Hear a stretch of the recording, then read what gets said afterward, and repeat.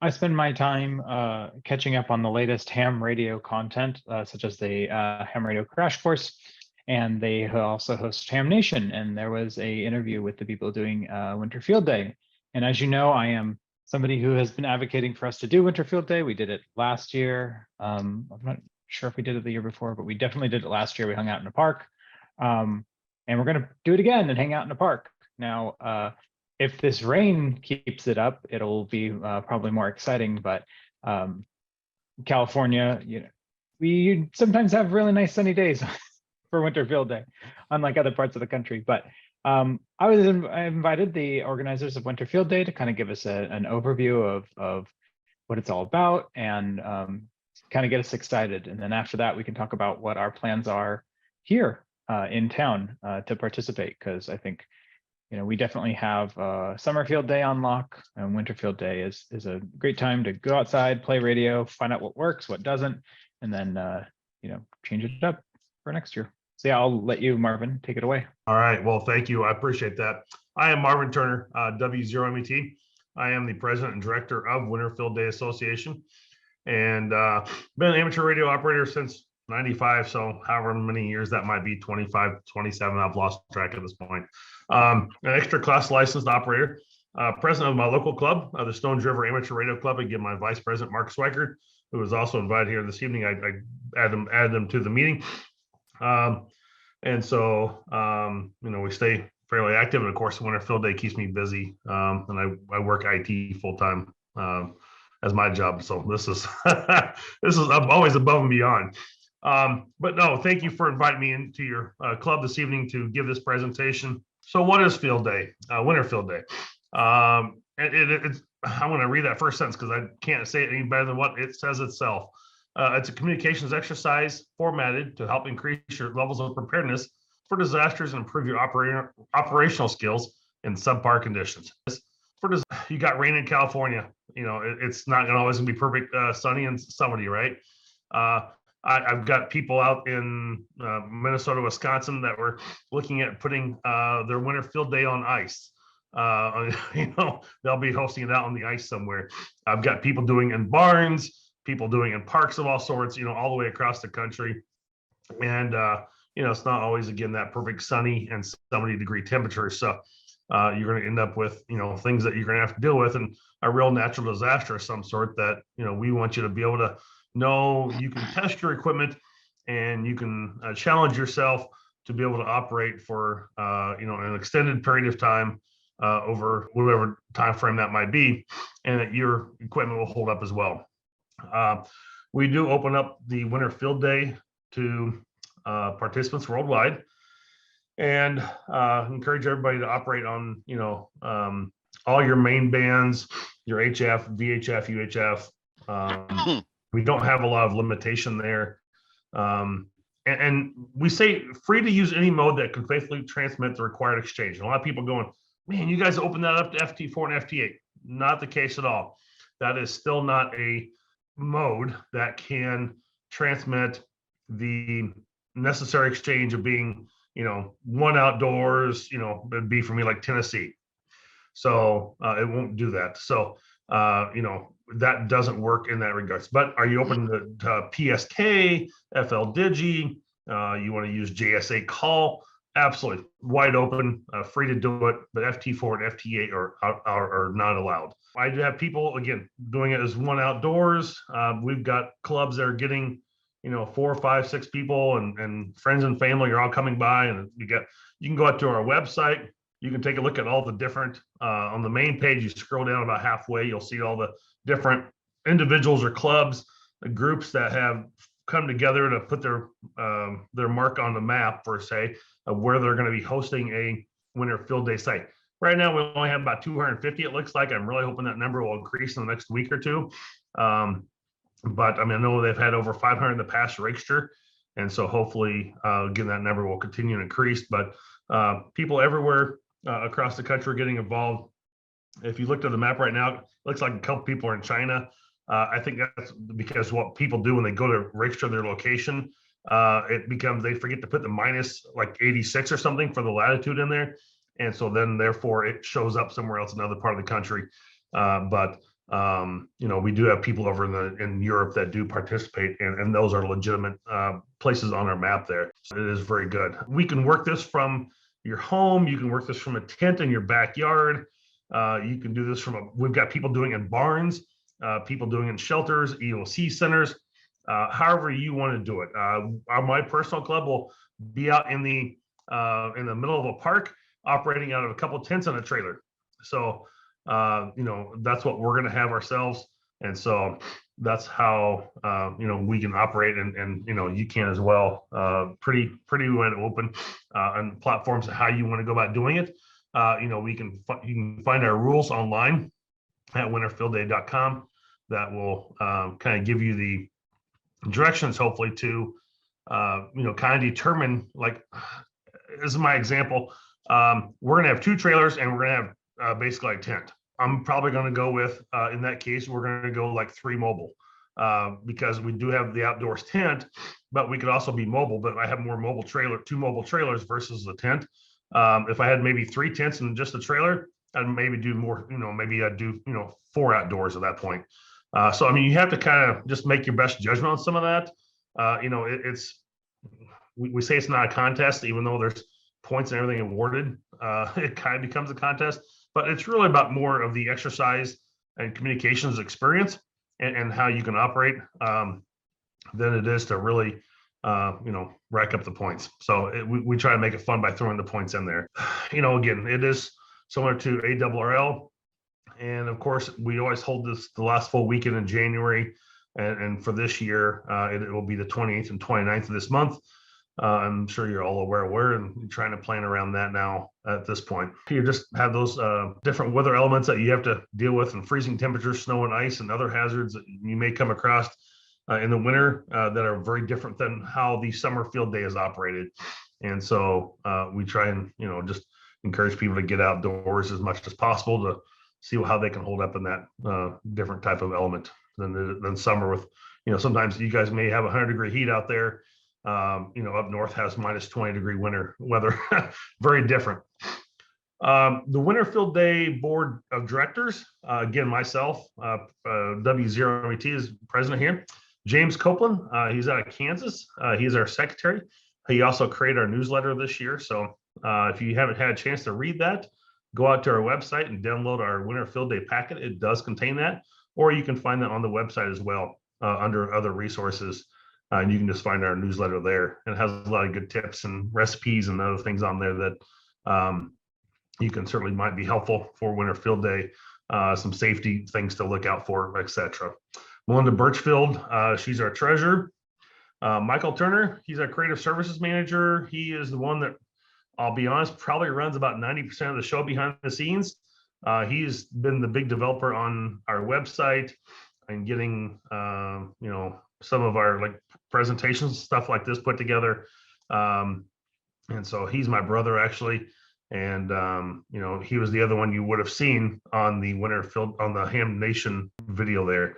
Kurt Turner, actually, he's had to step aside for a family matter. We've got a guy named Andrew that is now in charge of our website. So I need to obviously update this to reflect that. And then Jason Johnston, all of you probably know him. KC5HWB is Ham Radio 2.0. And he does all of our social media. So when you see Twitter, Instagram, Facebook posts come out, he's probably pushing those most of the time. He does kind of some of that work behind the scenes as well. So that is our board of directors. We're all volunteer, none of us are paid. We are the 501c3 organization, just the same as the other organization was up in Ohio, but now we're out of Tennessee. A little bit about Winter Field Day. It did start back in kind of 2007, really, is when it first kicked off. There was a group called SPAR that did kind of start to sponsor the activity in the very beginning. And they decided that in 2007, they'd do their first Winter Field Day. So it's kind of been going for, quite a few years now. And things are going, have been going really well. We've had it's obviously had some changes over the years. In 2015, a lot of health issues. They had some issues with the results. Again, they had some issues with the results in 2022, this past year. And so that's kind of hence some of the reason for changes, but we're hoping we've got a really good people involved on the contesting side and the scoring side to help us deal with that. So it will take a little bit to get those results published, but I have no fear that that will come out and we'll be just fine in getting those scores out to everybody down the road. Again, it changed from kind of the organization of SPAR from 2007 to 2015. Got handed over to a organization now created as the Winter Field Day Association. And, again, that some of those initial elements that they created in creating the organization for Winter Field Day has remained the same throughout and will continue to remain the same throughout as it has since 2007. In keeping like FT4 and FT8, and it's a communications exercise, not a contest, those sort of things. We really try to keep it that way. In current stats in 2022, we had over 2,500 logs submitted. We're guessing a little over 6,000 participants total. May have one club log, but could have had, 10 operators there, for example. So that's how we can kind of come to some of those numbers. We had 619 individual club logs sent in, and 512 of those claimed the bonus of using alternate power. So looking at generators, battery backup, solar, whatever, something along those lines, something above and beyond the commercial power, which we try and again encourage you to do. Congrats to North Carolina, 110 stations on the air. I was just looking before coming on here this evening, and I see it was Wyoming, South Dakota, and I think Vermont were the 3 states that had not logged any clubs, organizations, individuals on the map on our Winter Field Day site on our website, showing any stations reporting for Winter Field Day in those 3 states. So I'm kind of hoping that they will come out of the air somewhere and have a few in the state at least. So it's always nice to make contact with all the rack sections when possible. And so hopefully they will come around with that. Again, I think all but a couple of ARRL rack sections had activity, and that's the last year. It looks like it could be this year again too, depending if those 3 states kind of pull through. Our most popular software, we work with Scott at N3FJP really well. We keep in pretty close touch with him for any of the changes we make on our side. Such things as we added a mobile category this year. We added the Mexico MX station. And so, and then some of the scoring and bonus stuff that he will add into the software as well. So we work with him on that. And I've also kind of reached out to N1MM and Hammers, but I've not heard anything back from them. So I'm hoping that they've updated their software and reflecting that as well. But I don't have any guarantees on that, and I don't know what that looks like. So if you're looking to use some logging software, I can guarantee N3FJP is on top of it, and he is prepared for us this year. So 2023 will be our 17th year in business. So, and our first year as this Winter Field Day Association board, but I'm looking for many more years to come yet, and that we will be in, carrying on this each and every year. As much as being the director, I enjoy going out and doing this. I do a ton of POTA activations as well, and just getting out in the field and operating is actually more exciting for me than operating in my own house. So, so that's one reason I really like getting out and doing this. The future of Winter Field Day, kind of talked about that just a little bit, but again, we're looking for that increased participation, want more people to get involved, more people to become aware of it, and to have more interaction. Not necessarily just go out there and do, hey, one outdoors and you're 5'9" in Tennessee. I want, hey, how's the weather there? Oh yeah, Thomasville, Georgia. That was one of the, I guess that's where Mark's from, kind of. And so I pulled that out of there. That was one of my clubs I approved on the website just a few minutes ago. And so I said, oh, you're Thomasville. It's like, oh, what part of Thomasville? Or for me, it'd be like somebody in Minnesota. Oh, what part of Minnesota are you? And I used to live up there. And it's like, it's just, create that little bit of conversation, maybe create a friend of it down the road you can contact with more. So again, kind of with that increased interaction and more conversation happening as well. We're doing our outreaches on social media. I don't know that a lot of that was done beforehand. So again, you're going to find us on the different platforms. Reevaluation of the format and rules. We've shortened those rules. They were like 11 pages long. We've tried to create that to be more 6 pages, a little bit more short and sweet. And I think that's where some of the confusion on some people have come about, saying, oh, you're allowing FT4, FT8. No, it's still written in there just the same as it was. Maybe just not spelled out in big red letters. No use of FT4 and FTA. So I think you have to read through a little bit more. It forces you to do that. We do have sponsorship opportunities. ICOM, I want to say thank you to them. They are our major corporate sponsor that we do have. Help support our organization. We do have costs that are associated with what we do, operating a website, emails, things like that. Some, a little bit of business cost to things. Trying to do a little bit more like ham radio, ham fest, things like that. There's some travel cost, or just having a couple flyers and things like that bought. We've had several clubs or people reach out to us, say, hey, do you have a flyer I can put on my local business, up here in Milwaukee at Ham Radio Outlet? Well, there's a cost of producing those things. So, so we do have people that do donate occasionally to our Winter Field Day Association as well through like PayPal on our website. And also you can also contribute by, I'm sure many of you also buy on Amazon, and you can reach out to our Amazon Smile account. And every purchase you make, a small percentage, which you won't see a difference on. If you paid $6.99 for a charging cable for your new phone, it's still gonna be $6.99. Just some of those proceeds ends up coming to us as a donation to the 501c3. So there's an opportunity for you there as well to have your yearly or throughout your year of your purchases on Amazon, even just to come to us. So something pretty simple. So we've done a lot of outreach in that regards. Some of the things that we're looking at is maybe, a lot of people enjoy doing things like the July 4th event with the 13 colonies, maybe the battlefields on the air. There's battleships on the air, the Route 66, things like that. And some of those always have certificates. You can send your $4 in and get a certificate back at some point. And, you kind of have the different endorsements of maybe the 13 colonies you were able to, reach 10 of them or something, and they'll have a little star next to them. And so we're kind of looking at maybe doing something like that and having more of a challenge out there for you to be able to have certain things you have to achieve as part of Winter Field Day potentially.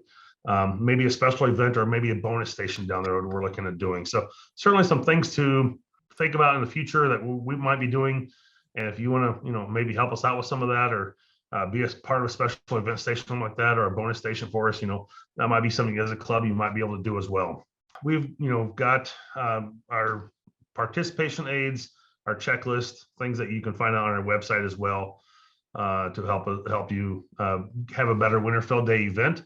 And so, like even we have a guide out there to help you properly put your location on the map, and how that would be best benefit for people to go out and look at. Man, I live in this area of California, and it's like, I'd like to go see something about Winter Field Day. And, I'm an operator. What club is closest to me? Oh, cool. There it is. I see, it's I'm not sure how you say your club name again, Benicia. So, someone say, oh, I might be close to them. Okay, we'll run over to there. How can I get in contact with them? So our website kind of gives you information on how to, reach out to you. Maybe it's on a local repeater. Maybe there's a phone number or a local email that they can reach out to get more information, how to find your field day site or where that's at, whenever they get there. So we've got information out there to kind of help, aid people in multiple ways as well, from participants to, people that want to visit and look at one. The core principles, I've kind of talked about those quite a bit. We don't want to scare you away from natural disasters, or not be able to operate in those type of conditions. We're not just limited to, again, that sunny and 70 degree temperatures and days, the nice days we get to go out and operate, right? And then preparedness is obviously the key to any professional and timely response during an event, and how well do you keep your stuff up and running. We've got one of our club members, very well known throughout the ham radio community as well. I'll save his name, but he's testing this year. He's got a 100 amp hour battery on his RV. Can he run, for 24 hours on his 100 amp hour battery on his RV for that whole time period. Is that going to work for him, or is he going to have to bring out the generator at some point, anything like that? So we'll see how that goes for him, and I'll let him get that video out online for the results. But that's one of the things he's checking to see, is that going to hold up during the heat? And because solar panel that he has on his RV won't work below 15 degrees, so it's got a temperature shut off on it. So it might be interesting to see if that battery holds up for his heat and powering all the radios and everything during that time. So it's just being prepared. How to participate this year? Again, if you participated before, sound like you guys have, not much has changed overall. You'll find our new improved website at winterfieldday.com. Again, we kind of talked about the different software in 3FJP, probably the primary. It's about 70% of our, 65 to 70% of our users use that software as our logging software. I think you can buy it for, he used to have it for like $9 or $10. I think he might have increased the price on it a little bit now for just buying like the Winter Field Day one, but you can buy this whole packet of logging software from Scott and 3FJP for like $30-$40, something like that. Probably some of the cheapest logging software that I'm aware of. Even if you're just at home, jump on the air January 20th, 29th, make a few contacts, be out there for other people to make contacts with. Just be aware that logs must be submitted on our website prior to March 1st. Right at the end of Winter Field Day, there will be a button that will turn on our website right on the main page, and it will turn on at that point. We've already got it. It's kind of one of those things we're running in the background, and it will, when time says it's the Winter Field Day is over, this button will pop up on the website. You can submit your log right there. It'll say submit log. And then March 1st comes at midnight, it's going to shut off and no more entries will be accepted. So that's on a timer type thing. We'll keep watching, make sure something doesn't go south with it, but I'm pretty sure it's going to be just fine. So just be aware, that time can pass up on you pretty quick. So you want to make sure you get your log in as quick as possible. Go to our webpage. It is the best resource you can use. There's lots of stuff out there, lots of things to go see. You can get on our Twitter feed, things like that from there. You can find us on, Facebook, Instagram, Twitter, and we also have a Discord channel. So if you have not got on that and got into some of those conversations, feel free to hop on that website and get into some of the different groups. And I know there's a lot of different discussions that are always happening on there. Feel free to get involved in the conversations and take an interest, and we can share photos on our Instagram photo page of different websites. We'd love to see what different type of tents or setups that people have. We love getting into, there's a whole thing on there called hot tents. And so, Discord channel, there's all kinds of conversations happening on there daily. We're myself and my brother are on there. I think Jason's in there as well somewhere. So feel free to hop in there and have a conversation with us or reach out to us if you want to directly. I want to say thank you to ICOM as being our major sponsor for helping us get through this, and especially coming on board new. Definitely something we needed a little help with. So we had a little conversation with them and they were willing to do that. So thank them to being our sponsor as well. One thing I don't have on there yet, and I don't think it's up on the website, hopefully it will come up this week. ABR Industries is also giving a 5% discount on top of their pricing for Winter Field Day. Use Winter Field Day or WFD 23. So Winter Field Day abbreviated 23 as the discount code, and you'll get an extra 5% off your purchase of ABR Industries for all your coax and connectors there as well. So they are helping us out along this season as well. If you have any questions, reach out to us directly via email. That is our best method to contact us. My brother and I are always on there. We are answering emails daily, and we get a whole slew of questions asked of us. Sometimes a little crazy, but sometimes, so they're good questions, kind of like, crap, hadn't really thought about that. So there is that as well. So, sometimes we have to go back to our drawing board and go, well, how do we help them out with this type of discussion? And because like the question I asked earlier was, we've got 2 trailers and a tent. Are we outdoors? Are we mobile? And that's the type of question we had asked to us this week. And I kind of gave them that exact same scenario. I was like, well, we're gonna have a tent and 2 mobile trailers. So we're gonna go with what we have the majority of in that regards. we're mostly mobile at that regards at that time. So anyway, it's those things you kind of have to use just a little thought process to kind of figure out some of that stuff. But if you have any questions or concerns, want to make sure you're kind of following and having integrity and honesty about doing this. Just reach out to us. We're glad to answer the question and help you out any way we can. So with that, I'll glad to take any questions and share any of the information I can share at this point. Take that, Mike. So Marvin, I registered my site, Benicia State Park, on your map. However, I did the generic latitude longitude, and it put me straight in Contra Costa County. How do I go back and edit that so that I get a little more detail into the lat long? So when you registered that site, you should have received 2 emails from, I think we just changed this, but I want to say webmaster@winterfieldday.com. And so you can go in and edit that through that link, and you can change that and adjust that as needed. Then we try and correct them when we can, as soon as we can see them, but we don't always know. I mean, if you weren't that far off, if we throw you, if you got thrown over into China for some reason because you missed the longitude and latitude, we try and go in and correct that, and usually know that, hey, they forgot to throw the minus in there or whatever to be on this side in the Western Hemisphere. You should be able to correct it from there. If you can't, reach out to me and we'll email it and we'll try and get it corrected. Actually, I found the email and I'm correcting it as you speak. Thank you.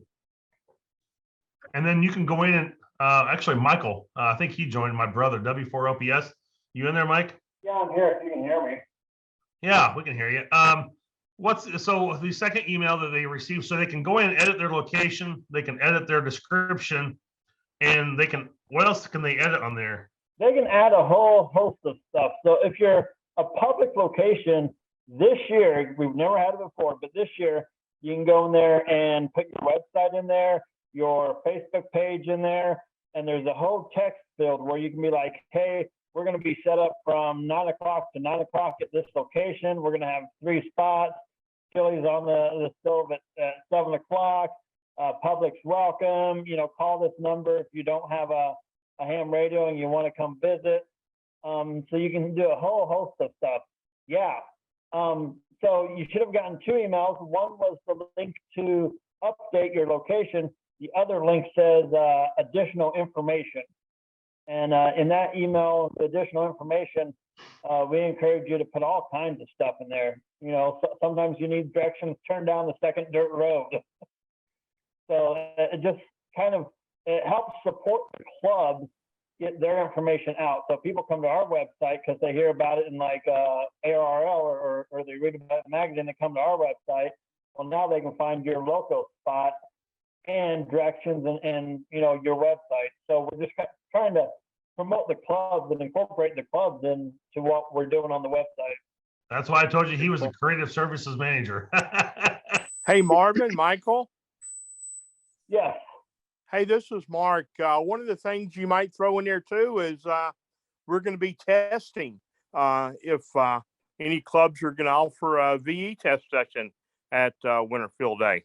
So yeah, it's one of the things we kind of do at our summer and winter field days is we also do testing at that time. And so we published it out there to, have a testing session available. So something to consider. You may not be able, maybe a little bit too late for you to do it at this point, but maybe it's not.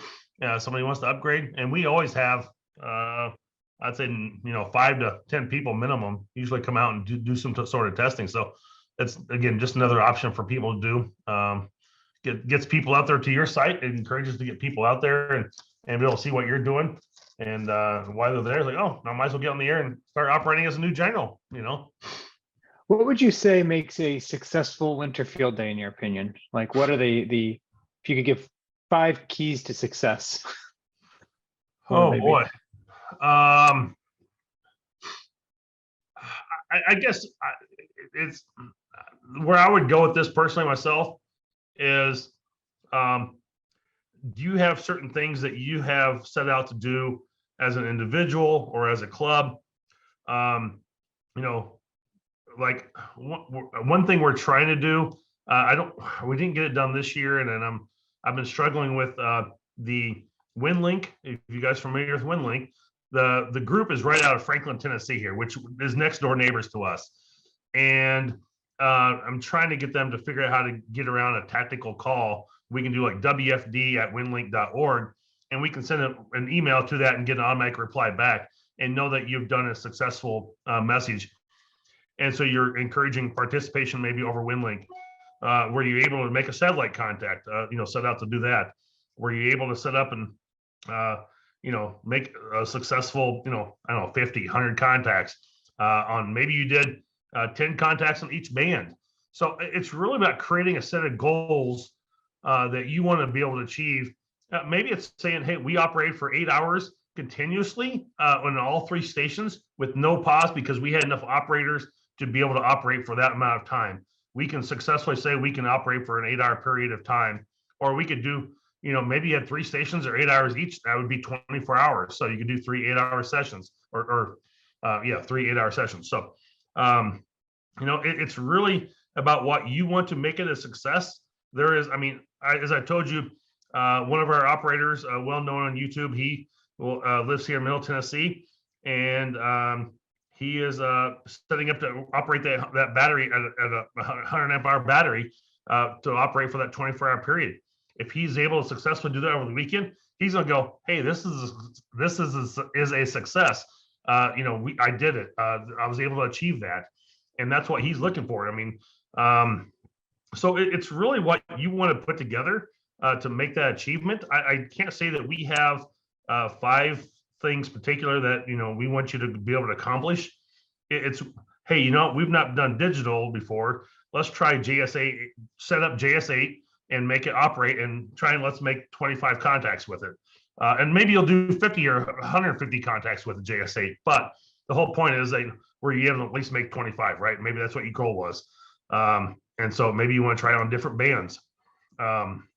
So I really can't say that we have 5 particular things. Michael, do you have anything? Other than that, that's kind of that is our achieved goal overall. Right, Mike? Yeah, I think that the main thing is set yourself goals and try to achieve them. That's what creates a successful field day. As Marvin was talking about earlier, and if we move to more objective-based event, it's just like, okay, can I set up a field antenna and operate? Can I operate off of solar power or generator power and not have to rely on the grid? Can I operate for 3 hours straight and freeze my butt off or enjoy the weather outside, depending on where you're at? Not only that, but there's this one group that did it very well last year, and people who were part of the club that couldn't get out and operate, can we support those people? Can we dispatch someone to someone's house, help them set up a generator so that they can operate off grid? And do we have the manpower available to go back and refuel that generator every 8 hours? So if you have 4 or 5, elderly people in your club who can't get out and operate or come to your site, can you actually support them at home? Because in an emergency, weather-related power outage or something like that, you may have club members where you're like, hey, you need heat in your house. We're going to have to go provide a generator for you so we can help you out. Winter Field Day is a great chance to practice those skills. Great. Does that answer your question? Yeah, thanks. And then also in chat, it says, good chili, staying warm, good coffee, fellowship, and sharing of knowledge, which very into as well. So thank you for that, Mark. Oh, for sure. That's absolutely some key items to have for sure. Try to set up some coffee and just having, I guess our I don't say motto of our club, but it's one of the elements of our club is that if you have food, it just makes everything so much better.